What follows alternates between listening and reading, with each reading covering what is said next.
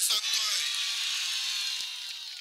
देशातले पहिले आंदोलन न्यायालयात होईल, या न्यायालयात समोर आंदोलन करावं लागेल अशी अवस्था येईल.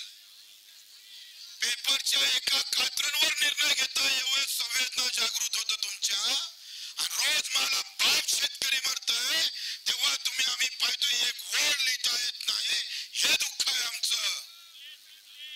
आणि येऊ दे पोलिसांना, ज्या ताकदीनं येईल त्या ताकदीनं आम्ही पाहतोय तुम्हाला शरण व्हायला आम्ही तयार आहोत, पण तुम्ही शरणातच सांगतोय तुम्ही आम्हाला घाबरल्याशिवाय राहणार नाही.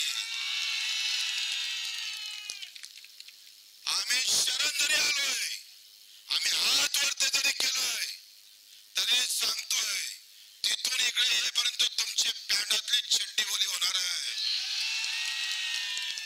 तुम्ही या, करा अटक, काय ताकद आहे ते दाखवून द्या, और क्या ताकद है हम भी बता देंगे साले को.